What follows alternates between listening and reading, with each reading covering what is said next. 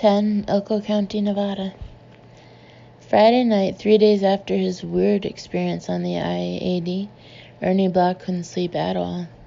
As darkness embraced him, his nerves wound tighter, until he thought he would start screaming and be unable to stop. Slipping out of bed as soundlessly as he could, pausing to make sure that Faye's slow and even breathing had not changed, he went into the bathroom, closed the door, turned on the light. Wonderful light. He reveled in the light. He put down the lid of the commode and sat for 15 minutes in his underwear, just letting the brightness sear him, as mindlessly happy as a lizard on a sun-washed rock. Finally, he knew he must return to the bedroom. If Faye woke, and if he remained in here too long, she would begin to think something was wrong. He was determined to do nothing that would make her suspicious. Although he had not used the toilet, he flushed it for cover and went to the sink to wash his hands. He had just finished rinsing off the soap and had plucked the towel off the rack when his eyes were drawn to the only window in the room. It was above the bathtub, a rectangle about 3 feet wide and 2 feet high, which opened outward on an overhead piano hinge. Although the glass was frosted and provided no view of the night beyond, a shiver passed through Ernie as he stared at the opaque pane. More disturbing than the shiver was the sudden rush of peculiar, urgent thoughts that came with it. The window is big enough to get through. I could get away, escape, and the roof of the utility room is under the window, so there's not a long drop, and I could be off into the arroyo, behind the motel, up into the hills, make my way east, get to a ranch somewhere and get help. Blinking furiously as that swift train of thoughts flashed through his mind and faded away, Ernie discovered that he had stepped from the sink to the bathtub. He did not remember moving. He was bewildered by the urge to escape. From whom? From what? Why? This was his own home. He had nothing to fear within these walls. Yet he could not take his gaze from the milky window. A dreaminess had come over him. He was aware of it, but unable to cast it off. Got to get out, get away. There won't be another chance. Not another chance like this. Now. Go. Unwittingly, he had stepped into the tub and was directly in front of the window, which was set in the wall at face level. The porcelain coating of the tub was cold against his bare feet. Slide back the latch, push up the window, stand on the rim of the tub, pull yourself up onto the sill, out and away. A 3 or 4 minute head start before you're missed. Not much, but enough. Panic rose in him without reason. There was a fluttering in his guts, a tightness in his chest. Without knowing why he was doing it, yet unable to stop himself, he slid the bolt from the latch on the bottom of the window. He pushed out. The window swung up. He was not alone. Something was on the other side of the window, out there on the roof. Something with a dark, featureless, shiny face. Even as Ernie recoiled in surprise, he realized it was a man in a white helmet with a tinted visor that came all the way down over his face, so darkly tinted that it was virtually black. A black-gloved hand reached through the window as if to grab him, and Ernie cried out and took a step backward and fell over the edge of the tub. Toppling out of the tub, he grabbed wildly at the shower curtain, tore it loose from several of its rings, but could not arrest his fall. He hit the bathroom floor with a crash. Pain flashed through his right hip. "Ernie!" Faye cried, and a moment later she pushed open the door. "Ernie, my God, what's wrong? What's happened?" "Stay back," he got up painfully. "Someone's out there." Cold night air poured through the open window, rustling the half-wrecked, bunched-up shower curtain. Faye shivered, for she slept in only a pajama shirt and panties. Ernie shivered too, though partly for different reasons. The moment the pain had throbbed through his hip, the dreaminess had left him. In the sudden rush of clear-mindedness, he wondered if the helmeted figure had been imaginary, a hallucination.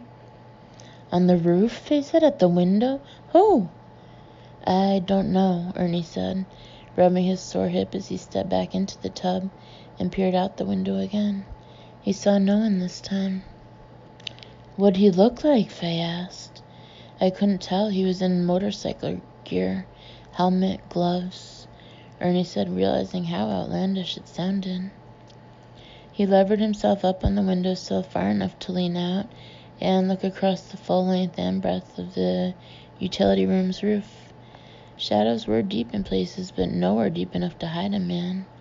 The intruder was gone, if indeed he had ever existed. Abruptly, Ernie became aware of the vast darkness behind the motel. It stretched across the hills off to the distant mountains, an immense blackness relieved only by the stars. Instantly, a crippling weakness and vulnerability overwhelmed him. Gasping, he dropped off the sill, back into the tub, and started to turn away from the window. "Close it up," Faye said. Squeezing his eyes shut to guard against another glimpse of the night, he turned once more to the inrushing cold air, fumbled blindly for the window, and pulled it shut so hard that he almost broke the pane. With unsteady hands, he struggled to secure the latch bolt. When he stepped out of the tub, he saw concern in Faye's eyes, which he expected. He saw surprise, which he also expected. But he saw a penetrating awareness for which he was unprepared. For a long moment they looked at each other, neither of them speaking. Then she said, "Are you ready to tell me about it?" "Like I said, I thought I saw a guy on the roof." "That's not what I'm talking about, Ernie. I mean, are you ready to tell me what's wrong, what's been eating at you?" Her eyes did not waver from his. "For a couple of months now, maybe longer." He was stunned. He thought he had concealed it so well. She said, "Honey, you've been worried like I've never seen you before, and scared." "No, not scared exactly." "Yes, scared," Faye said. But there was no scorn in her, just an Iowan's forthrightness and a desire to help. "I've only ever seen you scared once before, Ernie. Back when Lucy was 5 and came down with that muscle fever, and they thought it might be muscular dystrophy." "God, yes, I was scared shitless then. But not since." "Oh, I was scared and numb sometimes," he said, his admission echoing hollowly off the bathroom walls. "But I never saw it," she hugged herself. "It's rare that I see you like this, Ernie. So when you're scared, I'm scared. Can't help it. I'm even more scared because I don't know what's wrong. You understand? Being in the dark like I am, that's worse than any secret you're withholding from me." Tears came to her eyes, and Ernie said, "Oh, hey, don't cry. It's going to be all right, Faye. Really, it is." "Tell me," she said. "Okay, now everything." He had woefully underestimated her, and he felt thick-headed. She was a core wife, after all, and a good one. She had followed him from Quantico to Singapore to Pendleton in California, even to Alaska, almost everywhere but Nam, and later Beirut. She had made a home for them wherever the Corps allowed dependents to follow, had weathered the bad times with admirable aplomb, had never complained and had never failed him. She was tough. He could not imagine how he had forgotten that. Everything, he agreed, relieved to be able to share the burden. Faye made coffee, and they sat in their robes and slippers at the kitchen table while he told her everything. She could see that he was embarrassed. He was slow to reveal details. But she sipped her coffee, remained patient, and gave him a chance to tell it in his own way. Ernie was about the best husband a woman could want, but now and then his black family stubbornness reared its head, and Faye wanted to shake some sense into him. Everyone in his family suffered from it, especially the men. Blacks did things this way, never that way, and you better never question why. Black men liked their undershirts ironed, but never their underpants. Black women always wore a bra, even at home in the worst summer heat. Blacks, both men and women, always ate lunch at precisely 12:30, always had dinner at 6:30 sharp, and God forbid if the food was put on the table 2 minutes late. The subsequent complaining would burst eardrums. Blacks drove only General Motor vehicles, not because GM products were notably better than others, but because blacks had always driven only General Motor vehicles. Thank God Ernie was not a tenth as bad as his father or brothers. He had been wise enough to get out of Pittsburgh, where the Block clan had lived for generations in the same neighborhood.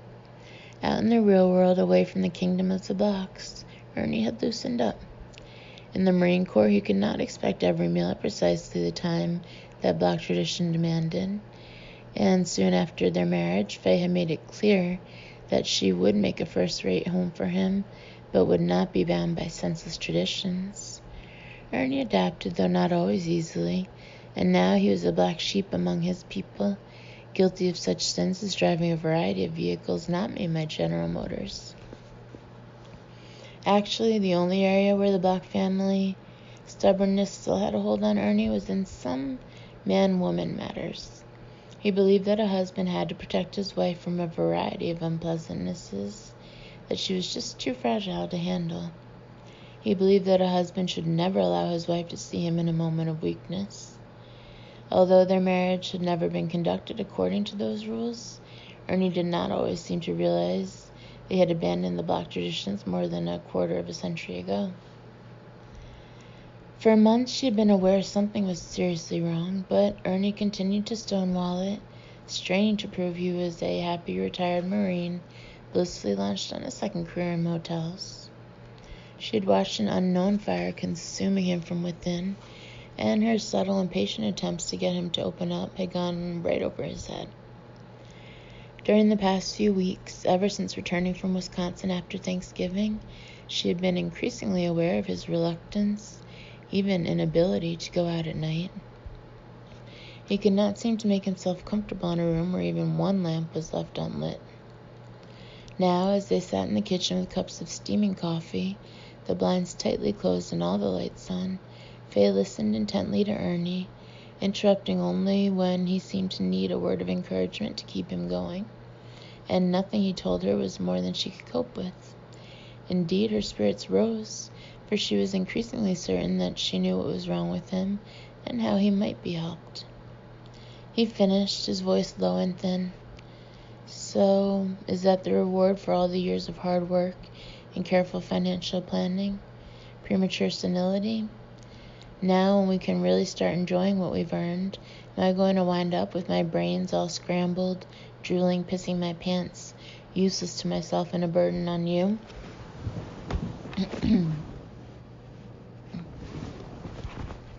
20 years before my time? Christ, Faye, I've always realized that life isn't fair, but I never thought the deck was stacked against me this bad. It won't be like that. She reached across the table and took his hand. Sure, Alzheimer's can strike people even younger than you, but this isn't Alzheimer's. From what I've read, from the way it was with my father, I don't think the onset of senility, premature or otherwise, is ever like this. What it sounds like is a simple phobia. Phobia. Some people have an irrational fear of flying or heights. For some reason, you've developed a fear of the dark. It can be overcome. But phobias don't develop overnight, do they? Their right hands were still clasped. She squeezed his as she said, "Do you remember Helen Dorfman? Almost 24 years ago. Our landlady when you were first assigned to Camp Pendleton?" "Oh, yeah. The building on Vine Street lived in number 1, first floor front. We lived in number 6. He seemed to take heart from his ability to recall those details. "She had a cat, Sable. Remember how the damn cat took a liking to us? Left little gifts on our doorstep. Dead mice. Yeah, right there beside the morning paper and the milk." He laughed, blinked, and said, "Hey, I see what you mean by bringing up Helen Dorfman. She was afraid to go out of her apartment, couldn't even walk out on her own lawn." "The poor woman had agoraphobia," Faye said, "an irrational fear of open spaces. She was a prisoner in her own home. Outside, she was overwhelmed with fear. Doctors call it a panic attack, I think." "Panic attack," Ernie said softly. "Yeah, that's it, all right. And Helen didn't develop her agoraphobia till she was 35, after her husband died. Phobias can spring up suddenly later in life. Well, whatever the hell a phobia is, wherever it comes from, I guess it's a lot better than senility. But good God, I don't want to spend the rest of my life being afraid of the dark. You won't have to, Faye said. 24 years ago, nobody understood phobias. There hadn't been much study done, no effective treatments. But it's not like that now, I'm sure it's not. He was silent a moment. I'm not crazy, Faye. I know that, you big jerk. He mulled over the word phobia, and he plainly wanted to believe her answer. In his blue eyes, she saw a rebirth of hope. He said, but the weird experience I had on the interstate on Tuesday, and the hallucination, I'm sure it must have been a hallucination, of the motorcyclist on the roof. How does stuff like that fit this explanation? How could that be a part of my phobia? I don't know, but an expert in the field could explain it all and tie it together. I'm sure it's not as unusual as it seems, Ernie. He pondered for a moment, then nodded. Okay, but how do we begin? Where do we go for help? How do I beat this damn thing? I already have it figured out, she said. No doctor in Elko is going to know how to treat a case like this. We need a specialist, someone who deals with phobic patients every day. Probably isn't anyone like that in Reno either. We'll have to go to a bigger city. Now, I suspect Milwaukee's big enough to have a doctor with experience in these things, and we could stay with Lucy and Frank. At the same time, get to see a lot of Frank Jr. and Dory, Ernie said, smiling at the thought of his grandchildren. Right. We'll go there for Christmas a week sooner than planned, this Sunday instead of next, which is tomorrow, in fact. It's already Saturday. When we get to Milwaukee, we'll look up a doctor. If by New Year's it looks like we'll have to stay there a while, then I'll fly back here, find a full-time couple to manage the place, and rejoin you. We were planning to hire somebody this spring anyway. If we close the motel a week early, Sandy and Ned will lose out on some money over at the grill. Ned will still get the truckers off the interstate, and if he doesn't do as well as usual, make it up to him. Ernie shook his head and smiled. You've got it all worked out. You're something, Faye, you sure are. You're an absolute wonder. Well, I will admit I can be dazzling sometimes. I thank God every day that I found you, he said. I don't have any regrets either, Ernie, and I know I never will. You know, I feel 1,000% better than when we first sat down here. Why did it take me so damn long to ask you for help? Why? Because you're a block, she said. He grinned and finished the old joke, which is only one step removed from a blockhead. They laughed. He grabbed her hand again and kissed it. That's the first real laugh I've had in weeks. We're a terrific team, Faye. We can face anything together, can't we? Anything, she agreed. It was Saturday, December 14th near dawn, and Faye Block was sure they would come out on top of their current problem, just as they had always come out on top before when they worked together side by side. She, like Ernie, had already forgotten the unidentified Polaroid photograph that they had received in a plain envelope last Tuesday.